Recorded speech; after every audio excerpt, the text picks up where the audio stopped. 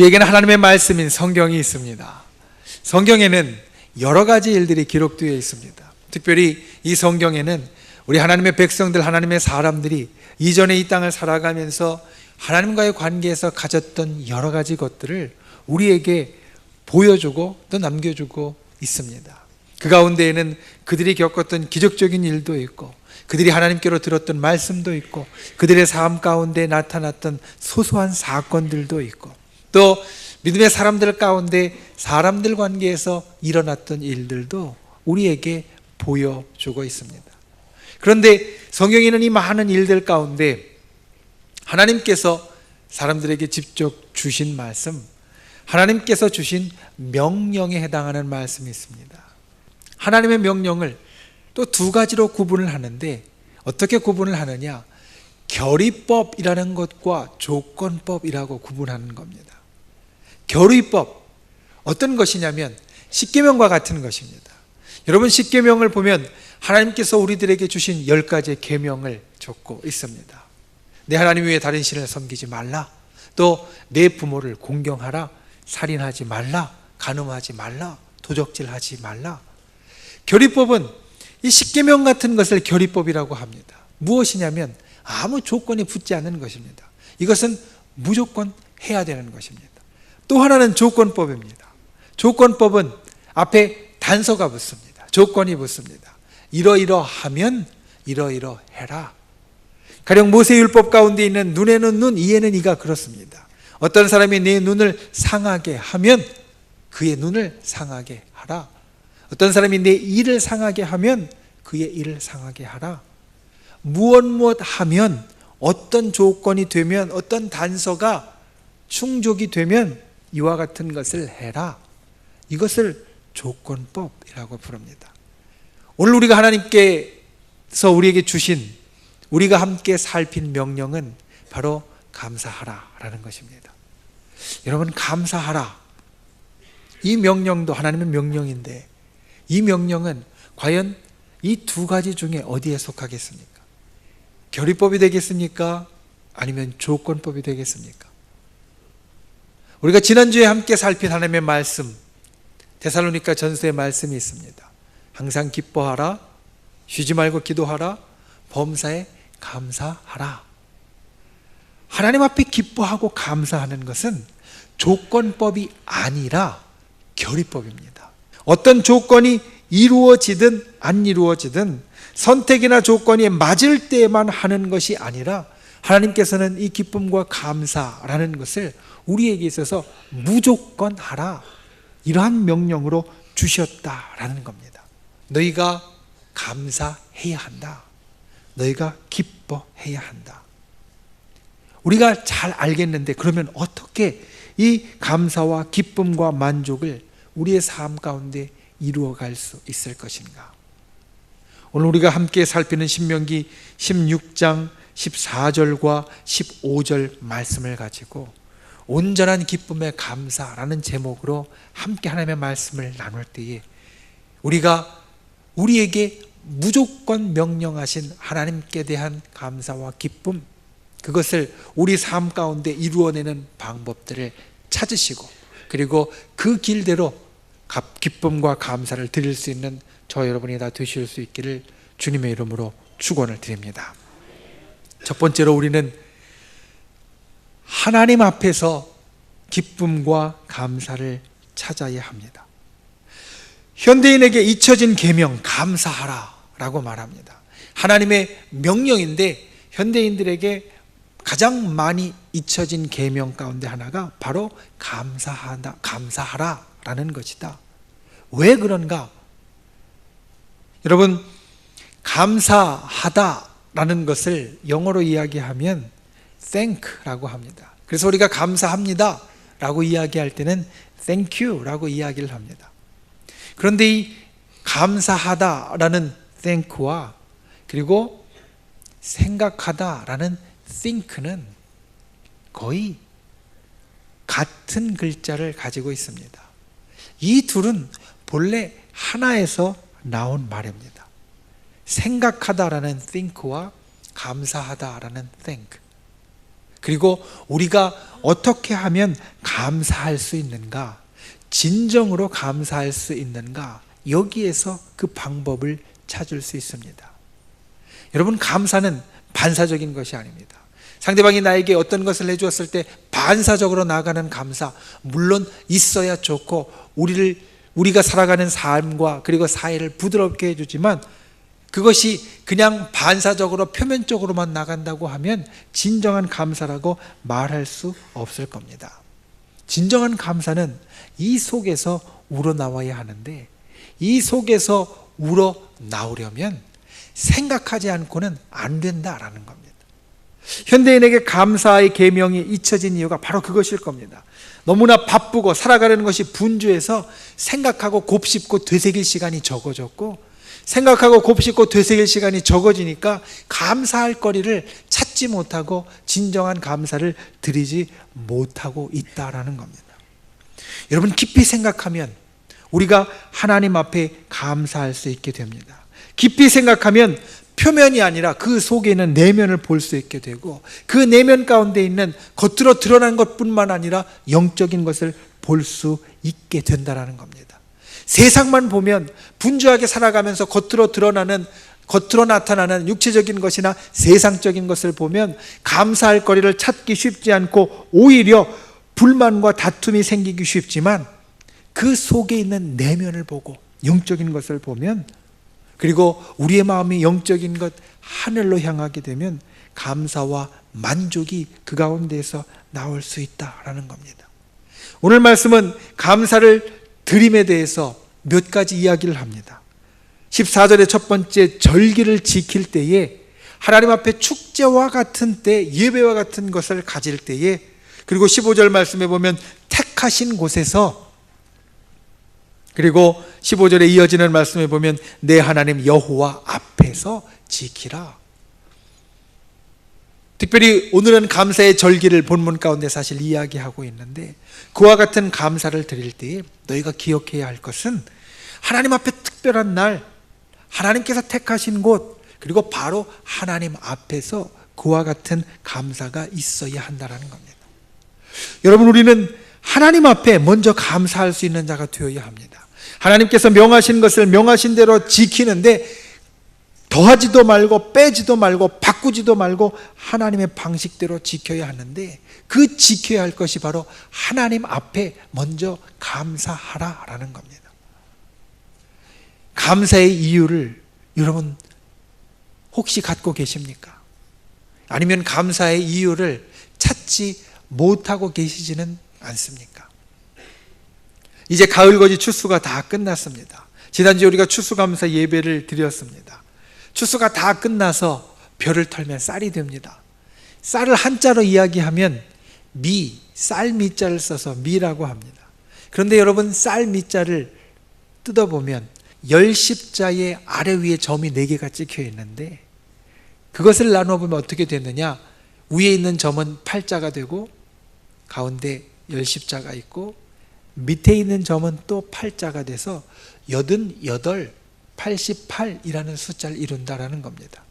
왜 쌀미자가 88이라는 숫자가 되었는가 보았더니, 농부가 벼를 심고 쌀을 추수하기까지 적어도 88번 손이 가야 그것이 이루어지기 때문에, 벼를 심고 그것을 걷기까지, 추수하기까지 최소한 88번은 수고하고 애써야 하기 때문에 그 쌀이 88이라는 숫자가 합해져서 이루어졌다라는 겁니다.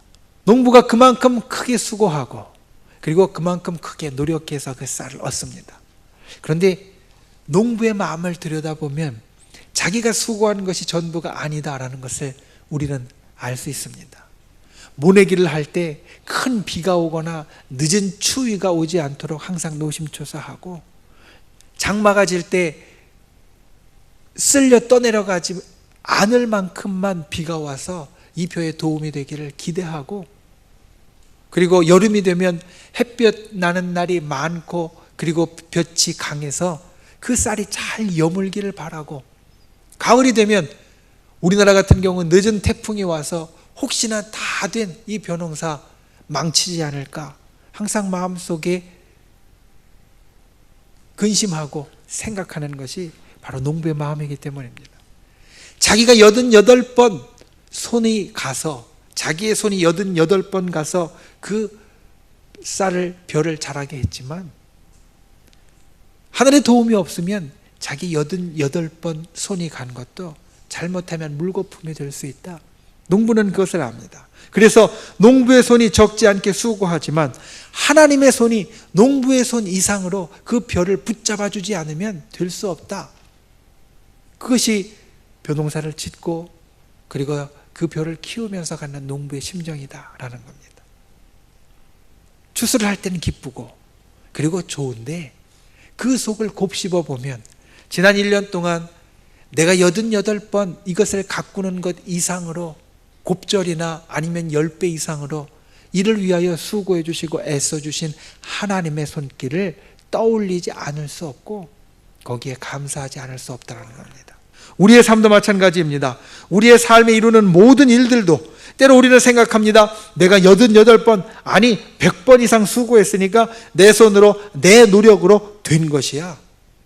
우리가 이렇게 생각하면 우리 입술에 감사가 나오지 않습니다. 그런데 생각해서 그 속을 들여다보면 내가 100번 이상 수고해서 이 일을 이루었지만 그 일이 이루어지도록 우리보다 훨씬 더 수고했던 하나님의 손이 생각하고 곱씹고 되짚어보면 보인다라는 겁니다.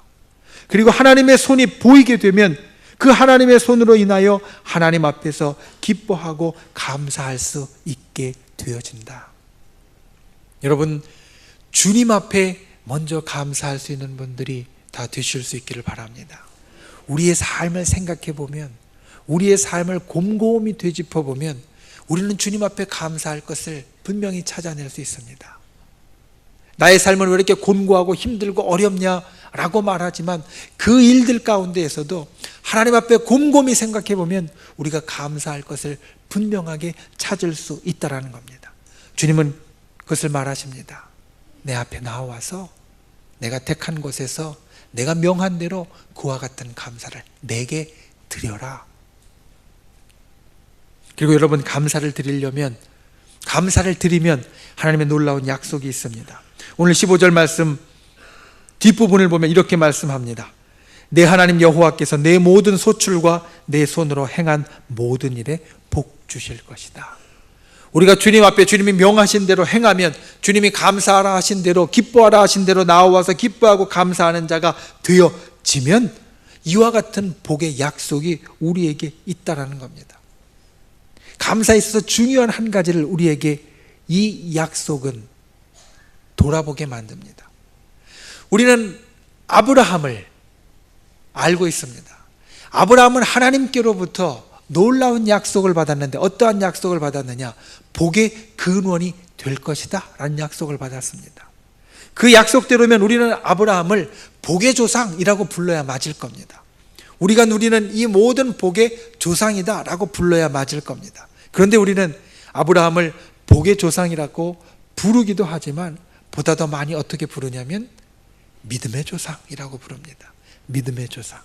왜냐하면 우리가 아브라함을 볼 때에는 하나님께서 아브라함에게 약속해 주신 복이 이미 다 이루어진 우리보다 과거의 사건이지만 아브라함은 하나님께서 주신 그 복의 약속을 미래의 사건으로 가질 수밖에 없었고 자기에게 이루어지지 않고 나타나지 않은 그것을 온전하게 붙잡고 갔기 때문에, 믿음으로 그것을 붙잡고 갔기 때문에 아브라함이 그 많은 복을 누렸고 우리들에게 물려주었지만 복의 조상이라고 부르기보단 그 복을 향하여 믿음을 갖고 나아갔던 그의 그 믿음으로 인하여 믿음의 조상이라 부른다는 겁니다.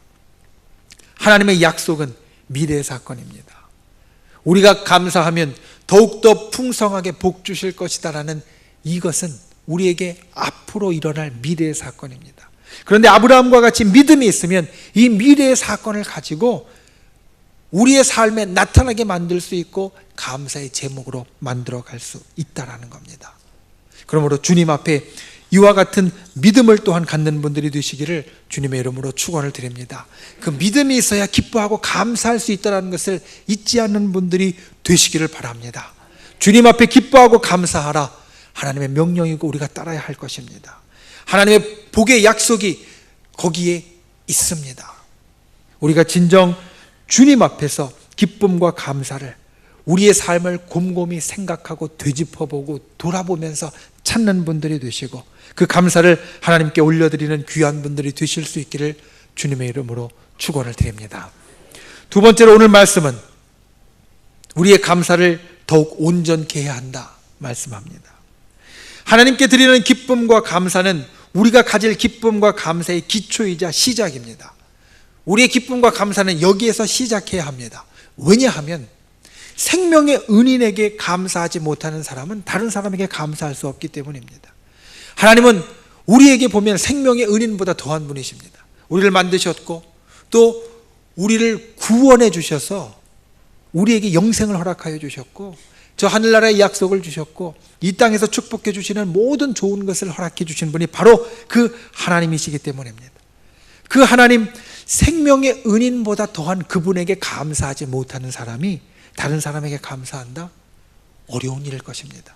그래서 하나님 앞에 기뻐하고 감사하는 것이 우리가 이 세상에서 가질 기쁨과 감사의 시작이고 기초이고 근거가 되어집니다. 이제 하나님 앞에 그분 앞에서 감사하고 기뻐하는 분이 되었으면 우리는 그것을 더 확장해야 합니다. 오늘 본문이 그것을 말합니다.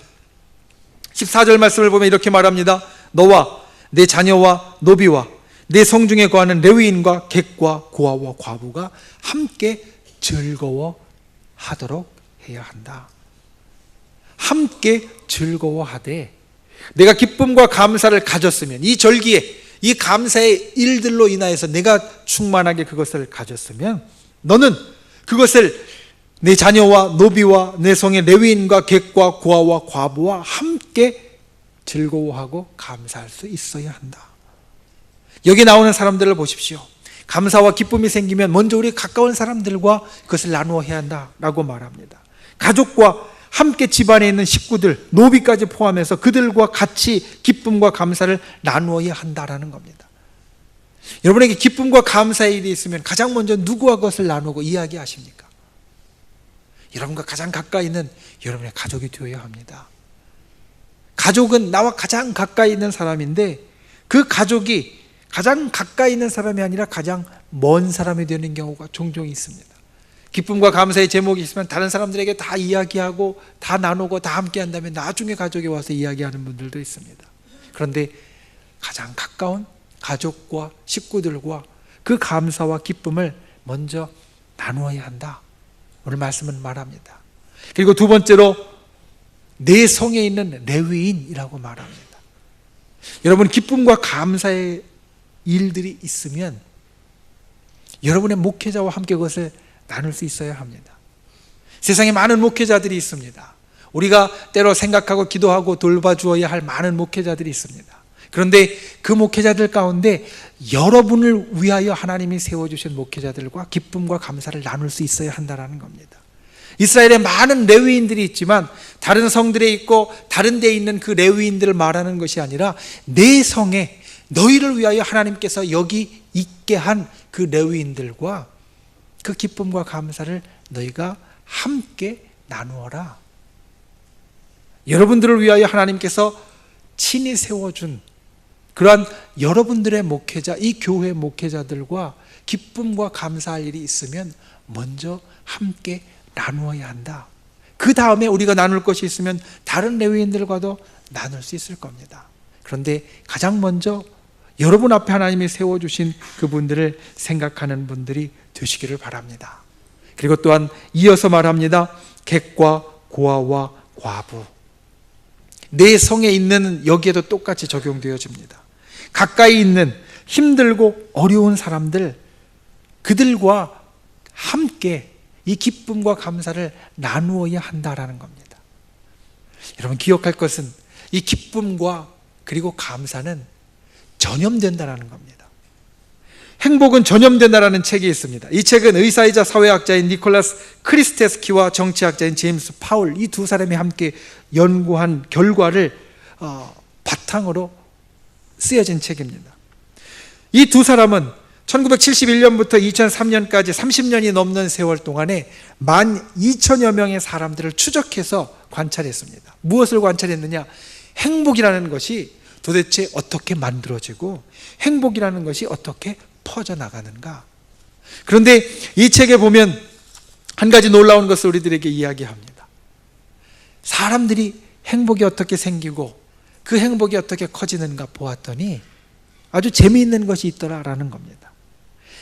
친구가, 한 사람이 있는데 이 사람의 친구가 행복할 경우, 행복한 일을 경험할 경우 이 사람, 그 친구를, 행복한 친구를 둔 이 사람의 행복 확률도 15%가 올라간다는 겁니다. 그런데 그것뿐만이 아니라 이 친구가 행복한 일을 경험하고 행복할 경우에 두 다리를 건넜는데 이 사람이 행복할 확률이 10%가 올라가고 친구의 친구가 행복할 경우에도 이 사람이 행복할 확률이 6%가 보니까 올라가더라. 그래서 이 행복하다라는 것은, 좋은 것은 내가 가지는 것에서 끝나는 것이 아니라 내가 가지고 또 나눔으로 그 사람도 행복하게 해주고 그 사람도 기쁘게 해주고 그 사람도 감사할 수 있게 해주는 일이 되더라. 여러분, 우리가 행복하고 기뻐하고 감사하면 이것이 전염된다. 기억하시길 바랍니다. 내게 있는 것을 내가 먼저 갖고 또 나누게 되어지면 내가 행복할 뿐만 아니라 그들도 더 행복하게 되어지고 그들도 더 기쁘게 되어지고 그들도 더 감사하게 되어진다. 오늘 말씀은 그뿐만이 아닙니다. 한 가지를 더 이야기하고 있습니다. 15절 마지막 말씀에 보면 이렇게 이야기합니다. 너도 온전히 즐거워할지니라. 온전히 즐거워하게 된다. 내가 기뻐하고 다른 사람들도 기뻐하게 하고 감사하게 만들어주면 너도 온전히 즐거워하게 된다.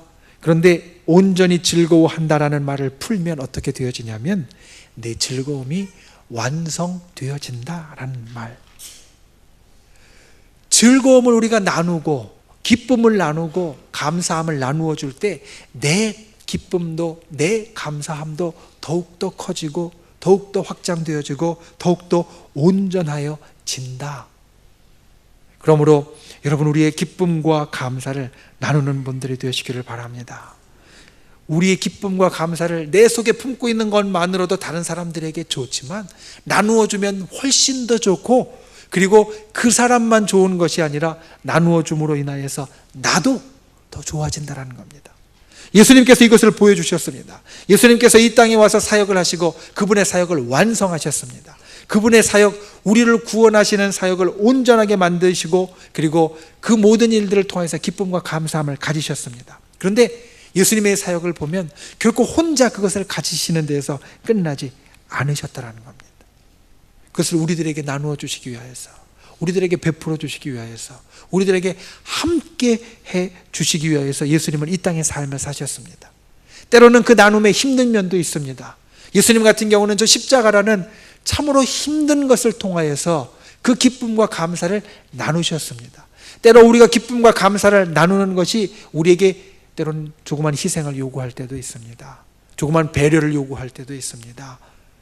하지만 그 나눔을 통하여 예수님께서는 우리의 구원을 이루어 주셨고 예수님의 즐거움을 완성하셨다. 우리도 그와 같은 나눔을 통하여 우리가 이 땅에서 하나님께서 맡겨주신 감사하라는 그 명령을 이룰 수 있고 그 감사하고 기뻐하라는 것을 완성할 수 있다. 그와 같이 나누어 주실 수 있는 그런 저와 여러분이 되시기를 주님의 이름으로 축원을 드립니다.